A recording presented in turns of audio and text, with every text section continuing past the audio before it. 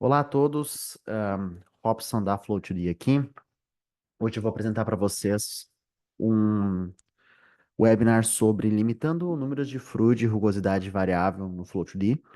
E o escopo de utilizar isso seria para eliminar possíveis instabilidades numéricas no Flow2D, né? Então essa apresentação ela está sendo dada por mim, foi preparada pelo Jim O'Brien, no M acabou dando ontem, né, em espanhol.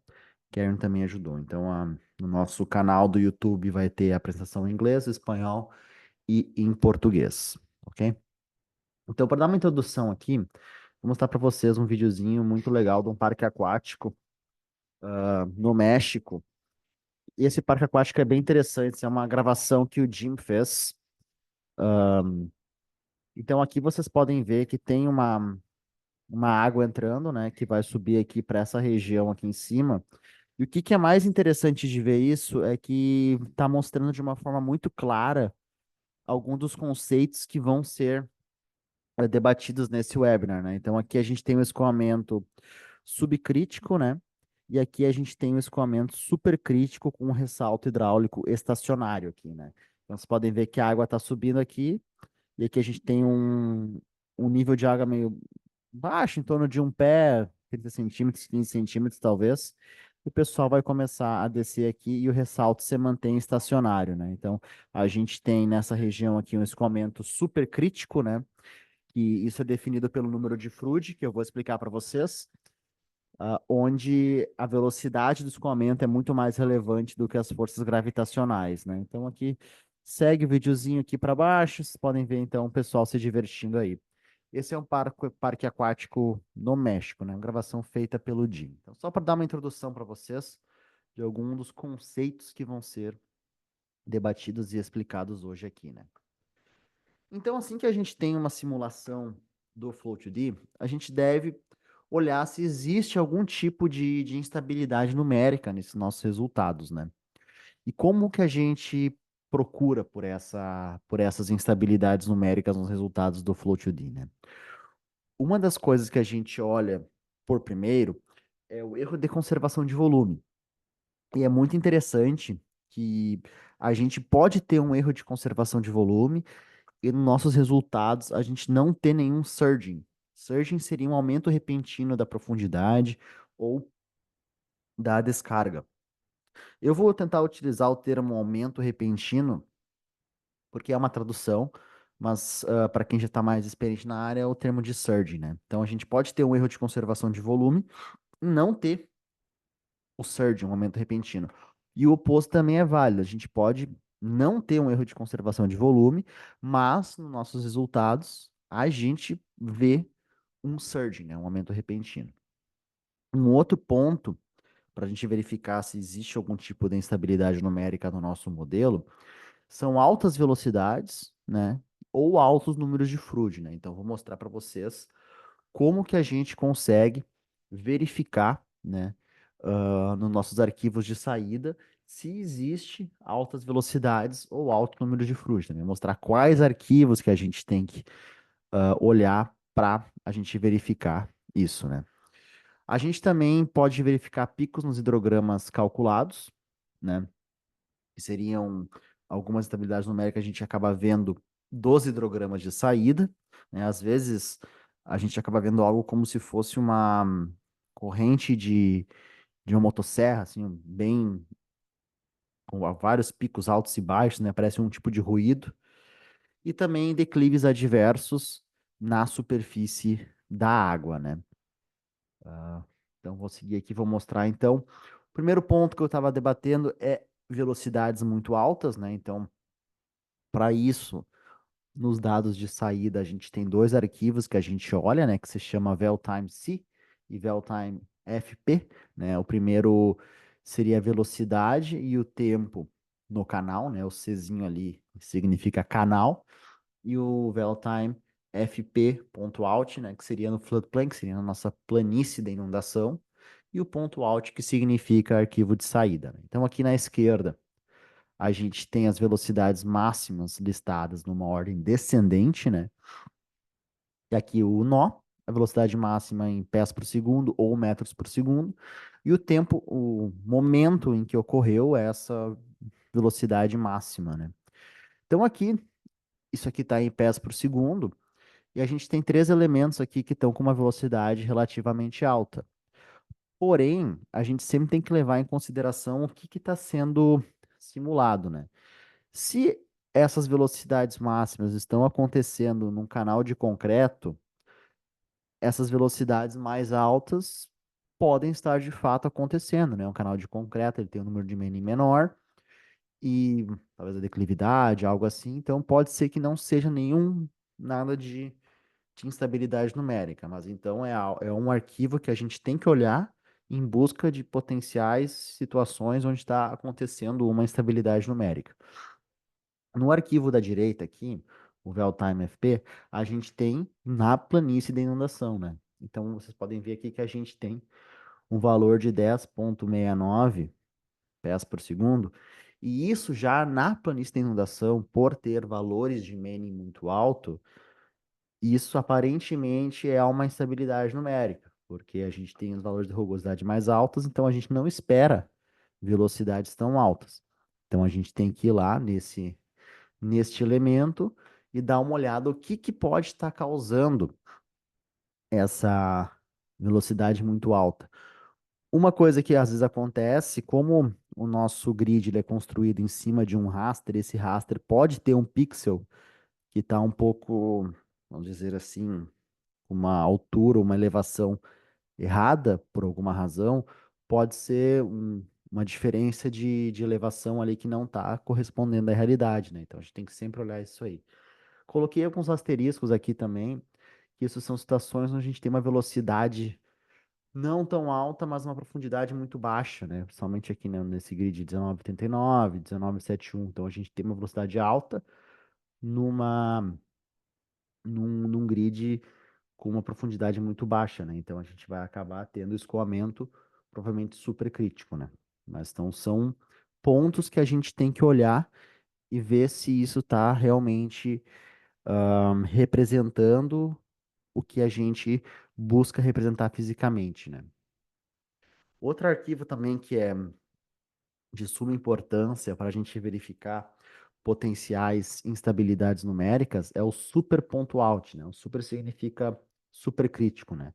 Então, esse arquivo, ele lista os 100 ah, elementos supercríticos em ordem descendente por número de Froude, tanto na planície da inundação quanto no canal, né? Então, aqui vocês podem ver que para o nó 19,39 nessa simulação de exemplo aqui, a gente tem um FRUD de 1,58, que é um valor muito alto, né? Então a gente tem a profundidade que estava, o momento em que isso aconteceu e o número de passos de tempo em que esse nó chegou no estado supercrítico, né? Então aqui eu selecionei alguns nós também para mostrar para vocês que geralmente na planície de inundação é muito difícil a gente ver número de fluid maior que 1,1. Geralmente ficam ali em torno de 0,95. Mas isso aí também, como eu falei, depende muito do tipo de elemento que a gente está analisando, né? Se é, por exemplo, um grid que está que tá representando um asfalto, algo do tipo, uma rua, a gente pode vir a ter números de fluid maiores que 1, até 1,30, é possível. Mas esses arquivos, o Valtime e o Super Serpent, nos dá um guia da onde olhar potenciais instabilidades, né? E aqui embaixo a gente tem no canal, também diz aqui um Fruitmaster tem 1,11, né? Profundidade, número de vezes que ficou supercrítico. Então também, num canal pode ser que a gente tenha um canal com declividade alta, um baixo número de Manning, pode ser que a gente tenha um valor de Froude de 1,11. Então, são pontos a serem observados. Aqui, então, estou trazendo um surge, né, um aumento repentino, né, que é um sinal de instabilidade, né, vocês podem ver que aqui a gente tem algo como se fosse uma correia de motosserra, né, algo bem que demonstra como se fosse instabilidade, né, e aqui a gente já não tem, né, então a gente sempre tem que olhar para esses pontos onde os resultados não estão representando o que a gente espera, né. E aqui também tem um aumento repentino da superfície máxima da água, né? Só que com declividade adversa. Então aqui tem o resultado do flow to D, que seria a máxima elevação da água, né? E aqui embaixo a gente tem essa linha preta que ela representa o leito do canal, né? O leito do rio, o leito do que está sendo simulado, né? Vocês podem ver aqui que a gente tem esse, essa declividade adversa, e isso é um sinal de instabilidade. Quando isso não é um sinal de instabilidade, pode acontecer que a gente tenha um tributário, um canal secundário, descarregando no nosso canal que a gente está analisando. Então, sim, aí a gente pode ter um certo declive adverso, né? Se não, isso é uma tendência de instabilidade numérica. E aí, você foi lá, visualizou e viu que existe um surge no teu modelo, uma instabilidade numérica. O que que tu faz para reduzir essa instabilidade numérica, esse surge, né? O primeiro passo que a gente sempre recomenda é reduzir o número de Coulomb, que no Flow2D ele tem um valor padrão de 0,6, então a gente acaba baixando para 0,5, roda de novo, vamos ver qual é que é o impacto. Geralmente já dá uma boa reduzida na instabilidade numérica. Se não, a gente baixa para 0,4 ou para 0,3, né? Mais do que isso aí já começa a ficar um pouco inviável, porque o teu modelo ele começa a ficar muito demorado para rodar, né? Feito isso, a gente pode dar uma verificada no perfil do leito, a topografia dos elementos do grid, né? Como eu falei, a gente pode ter pego um raster, um modelo de elevação ali que não está muito legal e pode acabar vindo do teu dado, né? O dado que tu tem para criar o teu modelo, pode vir dali uma estabilidade. Então a gente tem que dar uma olhada se está tudo ok com a nossa elevação, se ela está realmente fazendo sentido. A partir daí a gente pode ajustar os valores de N, né? De rugosidade. Isso vai ser o que eu vou debater em mais detalhes nesse webinar. Podemos utilizar o limitador do número de Froude, também vai ser algo que eu vou debater nesse webinar, e também a rugosidade variável com a profundidade. Esses vão ser os três temas que eu vou debater aqui nesse webinar. Por fim, também dentro de um canal a gente pode ajustar a área de fluxo, né? Então a gente, nas seções que a gente estima no nosso modelo, pode ser que a gente tenha uma seção muito grande, com uma área de escoamento muito grande, e a seção seguinte que a gente selecionou, ela pode ser muito pequena, né? Então, essa transição de uma grande área para uma pequena área pode levar a instabilidades numéricas também, né? Então, a gente tem que sempre dar uma olhada como é que estão nossas seções transversais. Então, antes de começar aqui, eu vou mais para o final do webinar, eu vou entrar um pouquinho mais em detalhes da condição de Coulomb, mas como o modelo float dele é um modelo de diferenças finitas explícito, ele segue a condição de Coulomb para estimar o passo de tempo, né? E a condição de Coulomb nada mais é que uma relação entre a velocidade de propagação da onda, a célula, o tamanho da célula e o passo de tempo que tem que ter para que a informação percorra corretamente dentro da malha durante um passo de tempo, tá? Então, isso que é uma visão geral aqui do Curã, logo mais eu vou entrar em mais detalhes, né? Então, a gente tem aqui que o Curã mesmo, esse C grande, ele é um coeficiente, né? E a gente utiliza como 0,6 como valor padrão, né? O V é a velocidade, o C é a velocidade da onda, né? A celeridade da onda, né? Que nada mais é como a informação é propagada. O delta T, então, é o time step, né? O passo de tempo, ele é variável no flow2D. E o delta X, então, ele é o espaçamento do grid, né? Entre um centro da célula para outro centro da célula. Vou falar um pouquinho aqui da equação do momento para a gente conseguir chegar na equação de Manning, que é onde é que a gente utiliza a rugosidade. O flow2D, ele utiliza sempre a equação completa da onda dinâmica, né? E essa equação completa, ela utiliza, ela é para fluxos, para escoamentos que são não uniformes e não permanentes. O que que significa isso? Significa que o escoamento ele varia no espaço e no tempo, tá? Então, a declividade de atrito para a onda dinâmica, eu gosto de começar da onda dinâmica e ir reduzindo para a onda cinemática. Eu acho que fica mais interessante da gente entender a equação do momento, né? Então, declividade de atrito, ela é igual à declividade do leito do rio, o SO. E aí, então, a gente tem um termo de pressão, né, que seria a variação da profundidade no espaço, né, no x. A gente tem uma aceleração convectiva, que ela é a variação da velocidade com relação ao espaço, e a aceleração local, né, que ela é a variação da velocidade no tempo, né? Então, o que que significa? Na onda dinâmica, o fluxo, então, ele é não uniforme, porque ele varia no espaço, né? Essa derivada significa isso, ele varia no espaço e varia no tempo, porque tem essa derivada do tempo, então ele é não permanente e não uniforme. Se a gente descartar a aceleração local, a gente vai ter a onda difusa. Então, o fluxo ele é não uniforme porque ele varia no eixo x, e ele é permanente porque ele não tem variação da velocidade com relação ao tempo. Se a gente descartar os termos de pressão e aceleração convectiva, a gente tem a onda cinemática, que é onde a gente tem um fluxo uniforme e permanente, significando que a gente não tem variações no espaço e no tempo. Então, basicamente, ahn, existem alguns modelos que podem selecionar o tipo de equação que quer, né? Então, tem modelos que a gente pode usar onda difusa, onda cinemática, mas o Flow2D, ele usa sempre a onda dinâmica completo, né? Então, se o nosso fluxo ele é não permanente, não uniforme, como é o Flow2D, o coeficiente e o expoente da equação de Manning, eles variam, né? Porque a relação entre o declive, a área de escoamento e valores de N deve ser estabelecida em detalhes, né? Então, essa aqui é a equação de Manning. Vocês podem ver que a vazão ela depende da rugosidade, da área e da declividade, né? E quando a gente tem um fluxo de canal de uma direção, um D, né? A gente não está tão interessado, a gente só está interessado na velocidade média e na profundidade, né? E a gente não se importa na distribuição do escoamento no canal para uma enchente de 100 anos. Por quê? Porque geralmente, em uma enchente de 2 a 5 anos, é onde a gente já tem o canal cheio, o escoamento do canal cheio.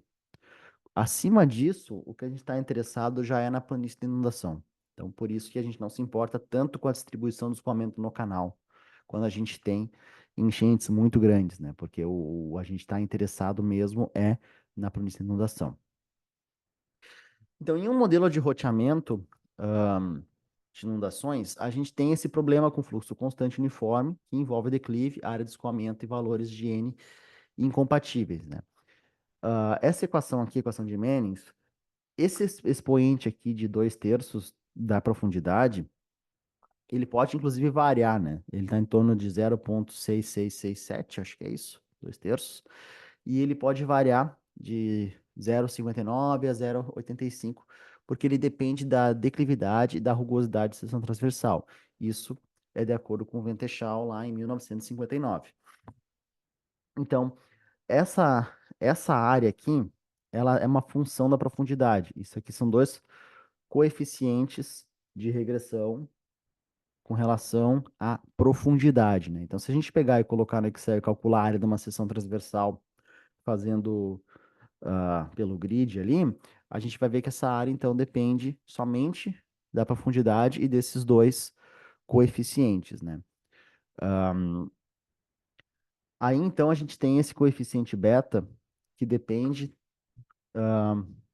da rugosidade e da profundidade, né? Então, se a gente fizer uma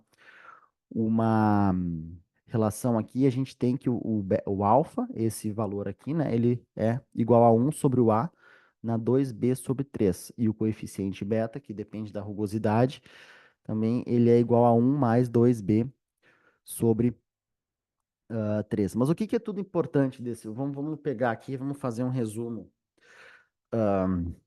do que esse slide aqui tem de importante, né? O que que ele importa é que o valor de N da rugosidade, ele tem que ser escolhido para equilibrar essa relação entre a vazão, né, a declividade e a área de fluxo, que seria essa área aqui. Então, o N ele é escolhido para isso, tá? Mas o nosso escoamento, no modelo de roteamento, como o Flow2D, ele não é constante nem uniforme. Então, essa variação dessa rugosidade, desse valor de N, ele também tem que ser variável tanto no espaço quanto no tempo, quando a gente está analisando uma, uma enchente. Então, voltando aqui para os nossos livros de hidráulica, o Ventechal ou outros livros, manuais de hidráulica, como que eles calculam esse valor de N? Vou pegar como exemplo aqui esse primeiro canal aqui. Eles pegam uma seção transversal aqui, calculam a área, estimam a vazão, vão um pouco mais abaixo, mais a jusante, selecionam outra seção transversal onde eles sabem a área e a vazão. Aí, como tem duas seções transversais, eles sabem qual é que é a declividade do leito desse canal. E aí, então, eles conseguem calcular o valor de rugosidade, né? Bom, qual é que é o ponto disso? O ponto é que esse escoamento, ele é uniforme e permanente, ele não varia assim que eles calculam. Então, eles conseguem estimar isso somente para, né, um escoamento uniforme e permanente, mas que não é o caso de uma simulação de inundação, né? Por exemplo, aqui, se calcular, ele não está levando em consideração a rugosidade causada pelas árvores, pelas vegetações rasteiras aqui. Quando esse nível de água subir, a rugosidade ela vai alterar. E ela vai alterar por causa que esses valores de resistência ao escoamento, eles são uma combinação do atrito, do arrasto, formas de leito, vegetação, curvas, expansão e contração, e também devido ao fluxo não permanente e não uniforme. Então, esse expoente de Manning, ele é variável, né? Então, ele é variável tanto no espaço quanto no tempo. Eu vou botar mais um exemplo para vocês aqui. Esse aqui é uma foto também que o Jim tirou. Aqui tem um canal que ele tá passando aqui e vai lá para baixo. Existe um valor de N no canal aqui, né? Quando isso aqui começa, essa água começa a subir, seja por uma descarga, por chuva, etc., quando começa a vir para a planície de inundação aqui, essa areia que é bem irregular, aqui essa terra que é irregular, ela vai ter um valor de Mene muito alto, diferente do valor do canal. E conforme a água vai subindo, se chegar até a vegetação aqui, também vai ter uma variação do valor de N, né? Isso acontece conforme a água vai subindo, né? Então, esses valores de N variam com a profundidade do escoamento, né? Então, coloquei aqui nessa apresentação, né, que o valor de N na profundidade de 0,1 metros não é o mesmo quando temos escoamento completo no canal. Então, o valor de N, ele sim, ele muda quando a gente está olhando para um modelo como o Flow2D, né? E qual o problema disso, né? Se a gente tiver um fluxo raso, né, que seria um fluxo aí em torno de 0,1 metros, e em valor baixo de Manning, a gente vai acabar tendo velocidades que são muito altas, né? Então, o principal problema que isso causa é que o volume de água existente num elemento da grade, ele pode ser evacuado num passo de tempo, né? Causando instabilidade numérica, né? Então, quando a gente tem essa variação do coeficiente de Manning, isso acaba melhorando muito a questão da estabilidade numérica do modelo, né? Então, falando de como é que o FloatD lida com essa questão dos valores de N variáveis, né, com a profundidade, né? Então, ah, a razão disso, então, como eu estava falando no slide anterior, é que acaba eliminando o aumento desse escoamento repentino, né? Então, no caso, um escoamento com uma profundidade muito baixa acaba esvaziando um grid, e isso não é o que acontece. Um escoamento muito baixo, a gente acaba tendo um valor de Mene muito alto, né? Isso acaba considerando elementos de rugosidade submersos, o transporte de elementos em regimes superiores, especifica valores de N para a descarga completa, né, quando a gente tem o canal cheio, e aqui a equação de como isso é calculado, tá? Eu não vou entrar tanto em detalhes na equação aqui, porque eu acho mais interessante mostrar de forma gráfica, eu acho que fica mais fácil de entender como é que o Flow2D faz isso. Ele faz isso normalmente quando a gente está fazendo a simulação 2D, isso é ativado automaticamente. Tu tem que desativar se tu não quiseres, né?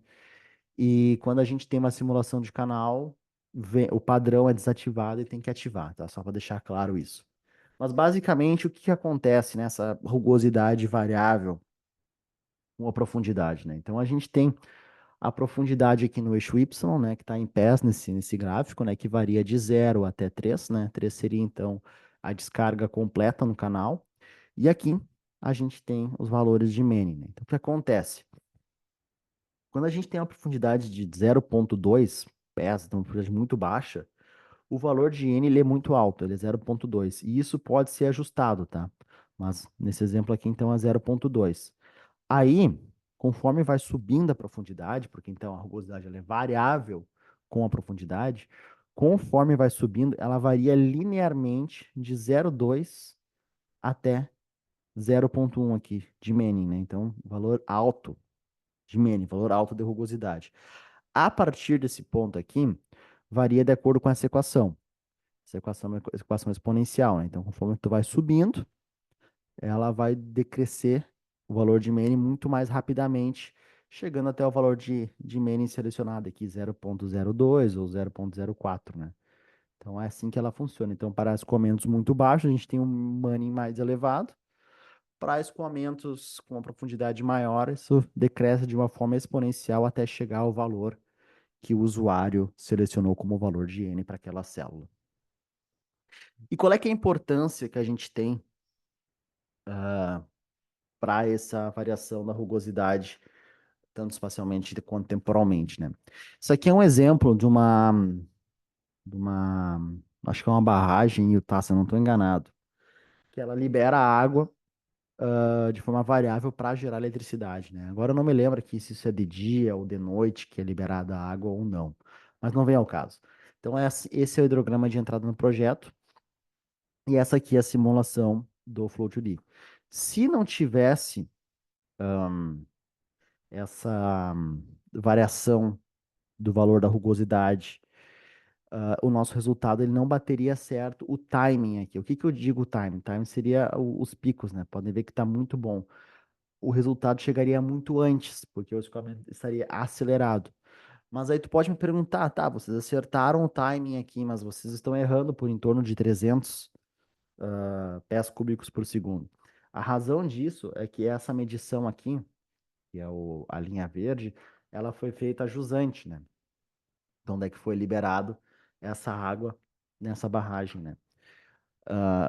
E existem tributários que estão carregando água no nesse canal, né? Então, e é em torno de 300 pés cúbicos por segundo que está entrando nos canais tributários. Então, essa é a variação. Mas o ponto aqui é o timing. O timing foi bem correto, simulado pelo Flow2D, né? Então, como eu tinha dito, para escoamentos rasos de até 0,2 pés, a gente tem essa variável chamada de shallow n, né? Então, que a gente coloca o valor que a gente quer. A gente tem o shallow n dividido por 2, né? Que então o escoamento até 0,5, é onde vai existir aquela variação linear. Aí a gente tem a equação que eu mostrei antes. E então, os valores atribuídos de rugosidade para a planície de inundação, quando a gente tem profundidades maiores que 3 pés, né? Ou 1 metro, ou para o escoamento completo no canal. Esses valores integrados de N na profundidade são padrões para a inundação, e a partir disso a gente consegue calibrar esses valores de N para número de fluid que são razoáveis, ajustados durante a execução do modelo, né?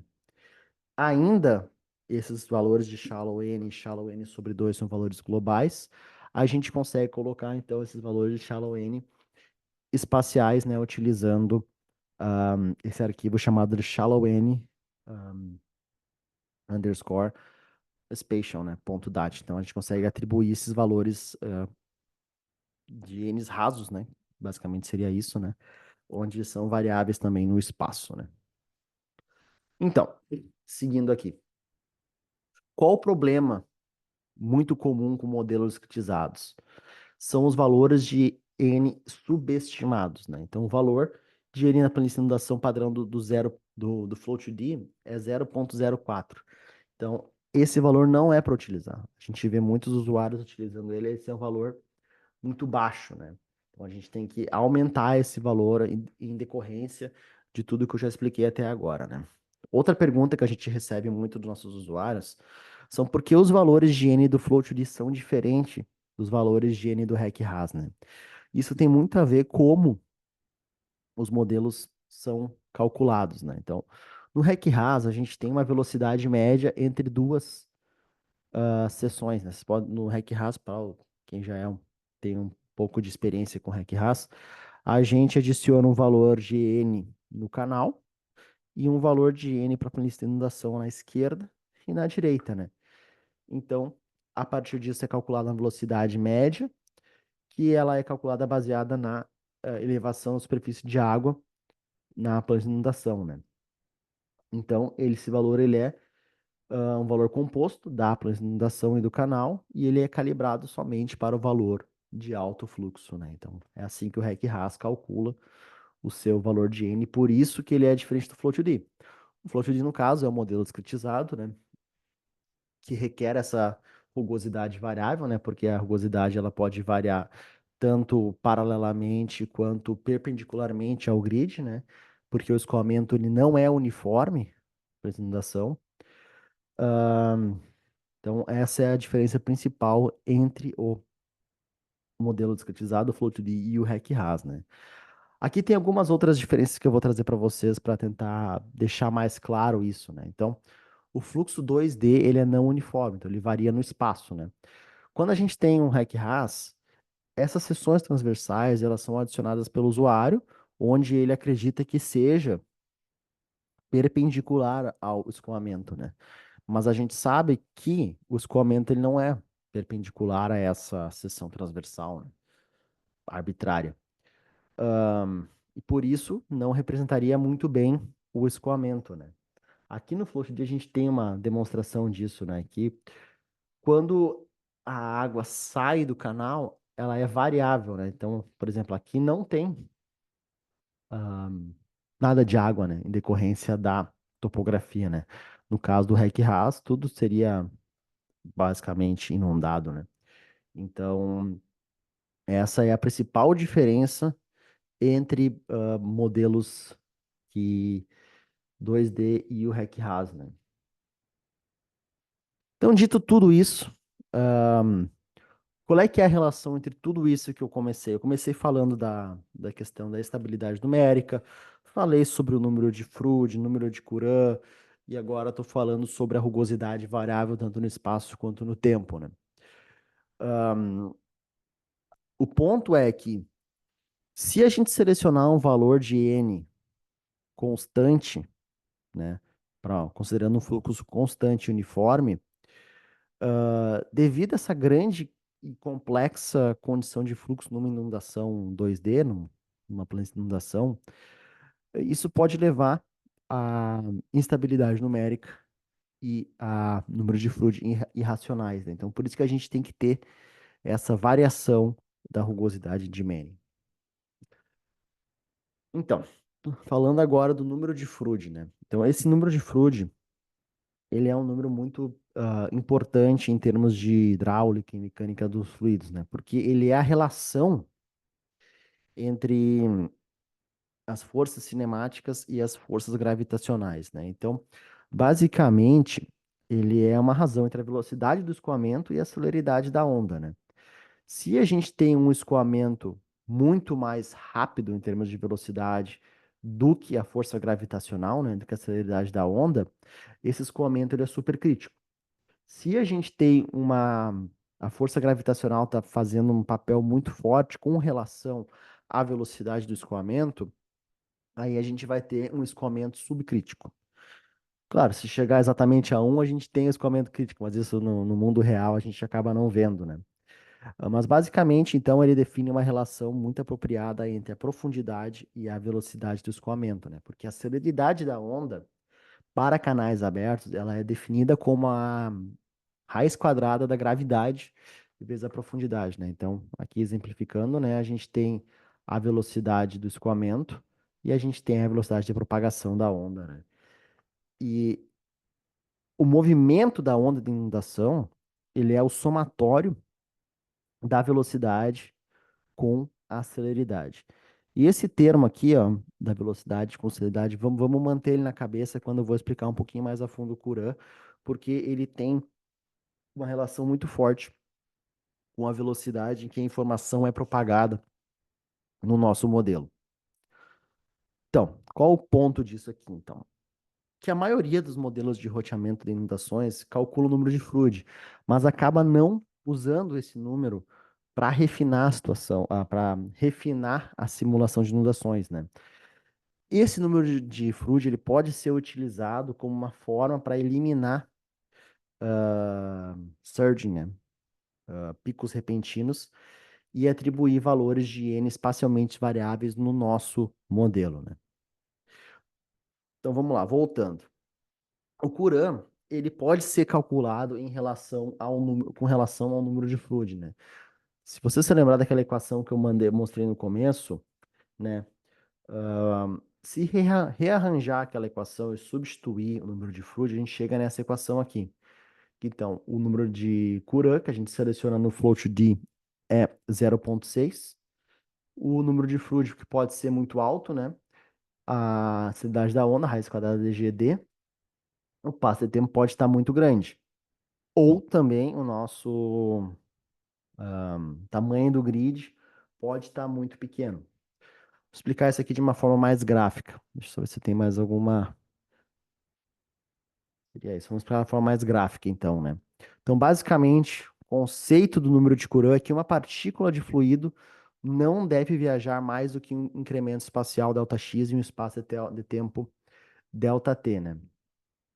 O que isso pode acontecer se a nossa partícula de fluido estiver avançando demais, como esse caso aqui? Ele vai acabar gerando uma inclinação excessiva na frente da onda e vai introduzir instabilidades numéricas ao nosso modelo. Basicamente, então, em um passo de tempo ΔT, uma partícula de água que sai desse grid, ela tem que cair dentro desse grid aqui. Se ela vir para cá, né, vai acabar aumentando muito o volume nesse aqui, e esse aqui vai acabar tendo pouco volume, que vai levar a instabilidades numéricas, tá? Isso aqui é o caso onde a gente tem o Courant maior que um, né? Então, vocês podem ver que a partícula de fluido ela não está caindo, ela está viajando mais do que ela deveria, né? Tá indo muito rápido, né? Quando a gente tem o critério de Courant igual a um, seria quando exatamente fica dentro, sai daqui e cai exatamente no meio.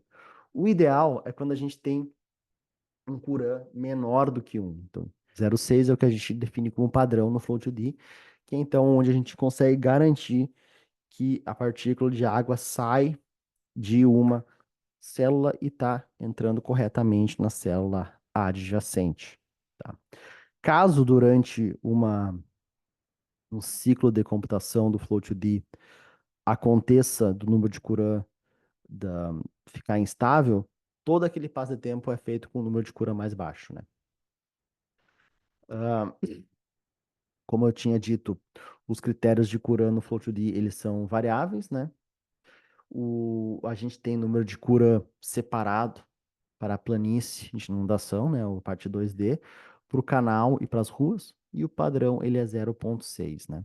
Então, como eu estava comentando antes, né? Se a gente utilizar um número de Courant muito baixo, a gente vai ter provavelmente uma melhora na estabilidade numérica do modelo, porém, o modelo vai demorar muito mais para rodar. Se a gente tiver números de Courant mais altos, a gente tem uma tendência maior de ter instabilidade numérica, mas o modelo vai rodar mais rápido, né? Então, falando sobre esse conceito que existe no FloatD sobre o número limitante de fluid, né? Então, a gente consegue limitar o, o nosso modelo para um número de fluid que não deve ser excedido em nenhuma condição, né? Então, para isso, eu trouxe esse exemplo aqui, que essa é uma foto que o Jim tirou. Ele está de barco, quase o motor todo cheio, né? Isso aí é Rio Grande, não me lembro que estado que é. Lá nos Estados Unidos não é Rio Grande do Sul aqui nem nada, é lá nos Estados Unidos, né? E qual seria o número de fluid para esse rio, né? Então, o escoamento completo, ele nos dá em torno de 10 pés de profundidade que seria em torno de 3 metros, né? Seria isso. E a velocidade máxima em torno de 7 pés por segundo, que é uma velocidade bem alta também. Qual seria o número de fluid para esse rio? Então, outra fotinho também, né? Vocês imaginam que seja o quê? Supercrítico, subcrítico, 0,9, 0,1, 1,5. Então, se a gente calcular isso, o número de fluid para esse rio é de 0,4, né? Então, escoamento subcrítico, né? Então, aqui, trazendo alguns números típicos de fluid, né? Que a gente usa para limitar algumas condições no nosso modelo, né? Para grandes rios, né? A gente geralmente coloca valores, a gente geralmente espera valores de fluid na ordem de 0,3 a 0,6. Em planos de inundação, 0,5, 0,8, um pouquinho mais, 0,9 talvez. Quando a gente tem o leque aluvial, né, que seria quando a água vem descendo no morro e logo troca ali, tem um declive muito alto, a gente consegue já ver um número de fluid de 0,9 até 1,1. E quando a gente tem escoamentos nas ruas, né, que então seria o número de milha embaixo, né, uma velocidade alta e uma profundidade baixa, né? Então, as forças cinemáticas são mais relevantes que as forças gravitacionais. A gente pode esperar, então, um número de fluid na ordem de 1,1 a 1,5, né? Falando um pouco aqui de quando a gente tem o número de fluid e o leito móvel, né? Então, à medida que a inclinação aumenta, o escoamento para o transporte de sedimento aproxima-se assintoticamente do fluxo crítico, né? E quando a gente fala de leito móvel, é necessária uma inclinação acentuada para que o fluxo se aproxime do ponto crítico, porque o sistema hidráulico oscila. O que que eu quero dizer com o sistema hidráulico oscila? A gente acaba colocando mais partículas dentro do escoamento, e isso acaba reduzindo a energia na hidráulica do escoamento. Então, para fluxo supercrítico, a gente tem uma rápida dissipação de energia e uma severa erosão do leito. Muita velocidade, a gente acaba retirando muitas partículas do nosso leito, né? Ah, então, de acordo com Grant, em 97, esse fluxo ele é forçado a permanecer em torno dos limites críticos de movimento incipiente, definindo então o número de fluido limitante no sistema aluvial, né? Que seria essa equação, né? Em torno de o número de fluido limitante seria igual a 3,85 vezes a declividade do leito, na potência de 0,33, né, para leito de cascalho. Quando a gente já olha para um leito de areia, o número de fluido limitante, nesse caso, é 5,18 vezes a declividade do leito, na potência de 0,11. Então, definindo então o limite superior do número de fluido para declives de menores que 10 a 20%. Então, como é que funciona esse limite do número de fluid no Flow2D? Isso é feito automaticamente, né, para os valores de N para manter o número de fluid razoável para os elementos da grade, né? Então, o que que acontece? Isso é utilizado, né, para evitar o surge, né? Então, durante a execução do modelo, quando está rodando a simulação, se o limite de fluid for excedido, vamos supor, coloquei um limite de fluid de 1,5 naquela célula, para aquele passo de tempo foi para 1,6. Então, o valor da rugosidade daquela célula, ele vai aumentar em 0,001 para o próximo passo de tempo. Aí, beleza. Baixou o número de fluid. Não está mais excedido. Esse valor de N diminui em 0,0005 de volta ao valor original. Aí, todas essas alterações que são relatadas, que são calculadas, desculpa, elas são relatadas em um arquivo de saída chamado rough.out, né? Então, ponto .out é os arquivos de saída, rough seria a rugosidade. E ainda acaba jogando nos arquivos de dados fplane.rgh, né? Rough, ou chan.rgh, que seria no canal, né? Vocês podem ver que a extensão do arquivo, ela é diferente, né? Eu vou explicar para vocês no próximo slide por que ela é diferente, né? Primeiramente, vamos olhar então esse arquivo, rough.out, né? O que que ele nos mostra, né? Ele pega os primeiros 100 ou menos, né? floodplain, essa inundação, canal ou ruas, onde a gente tem mudanças no número de Manning, na rugosidade, né? Então, primeiramente aqui, para o floodplain, né, FP, a gente tem, vamos pegar o primeiro, o primeiro elemento aqui para exemplificar, 4230. Então, ele alterou tanto que ele chegou a um Manning máximo de 0.061, muito mais alto que o original, né, que foi colocado de 0.025, que é um valor bem padrão que a gente utiliza em simulações, né? E isso aconteceu nesse momento aqui. Vamos pegar outro exemplo aqui que não mudou muito, por exemplo, 1843. Chegou ao valor de 0.019 e o original foi 0.013, né? Então, isso também aqui é algo que o usuário tem que olhar, se faz sentido. Outra aqui, por exemplo, no nó 3915, chegou a 0.029 e 0.025, também aumentou um pouquinho, né?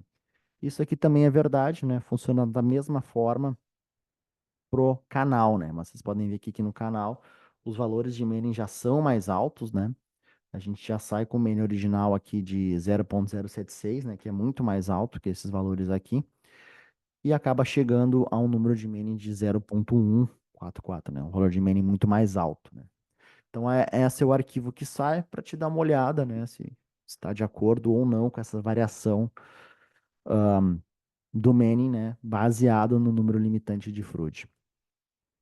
Uma vez, então, que isso foi feito, a gente tem que ajustar os arquivos de DA para acomodar as alterações de valor de N, né? Se, como eu disse, tu achar que esse valor de N ajustado for muito grande, vai lá e baixa, né? Mas a hora que tu tiver satisfeito com os ajustes, né, feitos pelo floatd, tu pode somente excluir o teu fplane.dat, né, que seria o teu arquivo que contém essa informação, e renomear para fplane. Renomear, né, o fplane.rgh que foi gerado ao final da simulação, ou o shan também, né, funciona da mesma forma. Eu excluo ou simplesmente renomeio, né, esse fplane aqui para fplane 1 ou algum outro nome, e esse fplane.rgh renomeio para fplane.dat, né? E aí sim, estou utilizando os novos valores de Manning, né? Então, por fim, tem que desativar estes números limitadores de Froude e verificar o arquivo novamente, que deve estar praticamente vazio. Os valores de N variáveis, então, né? Selecione valores de N razoáveis, que levem em conta toda a resistência ao fluxo, né? Tudo que eu comentei anteriormente. Vegetação, forma de leito, transições, curvas, declives adversos, entre outros. Use valores de N variáveis de profundidade, né? O Rough ADG 0205 e o número limitante de Froude para calibrar os valores de N, né? A gente pode calibrar isso de uma forma global, né? Utilizando o arquivo conte.dat. Também conseguimos limitar o número de Froude de uma forma espacial, né? Utilizando um shapefile, né?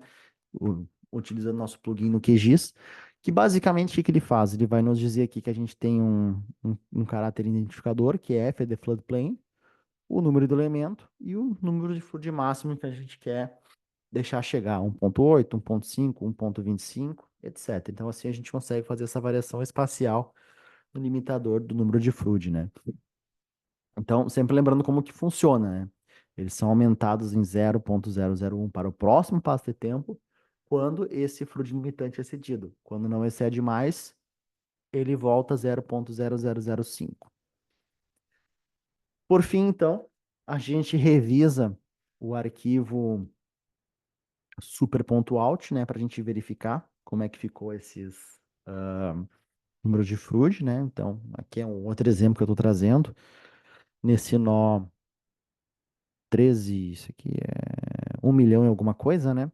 A gente teve um número de fluid muito alto aqui, né? De 3,87. Então, é bem interessante, né? Nessa região aqui, a gente utilizar um número de fluid limitante, né? A gente tem uma profundidade muito baixa também, né? É importante lembrar que esse arquivo, ele é gerado automaticamente e ele é muito bom para a gente ver ou verificar potenciais instabilidades localizadas no nosso modelo, né?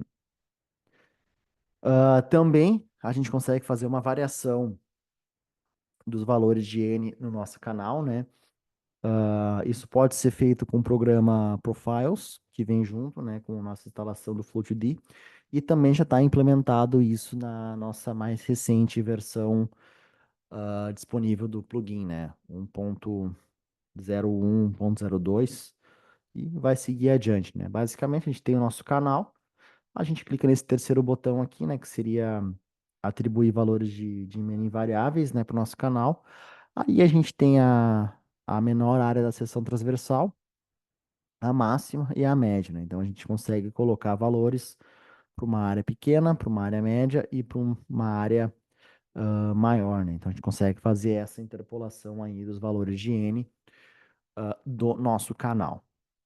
Então, assim, de uma forma resumida, né, o que que eu debati hoje, acabei indo bastante ligeiro, 50 minutos só, mas os valores de N de escoamento constante uniforme, né, que é onde é que foi a equação de Manning, eles não são os mesmos, ah, não são equivalentes aos valores de N de elementos de grade não permanente, não uniformes de um modelo roteamento de inundação discretizado. Basicamente, isso é um ponto muito importante de vocês saírem desse webinar com isso na cabeça, né? Que os valores de N que a gente lê em manuais, no Venteshal, Chalmers e alguns outros livros, né?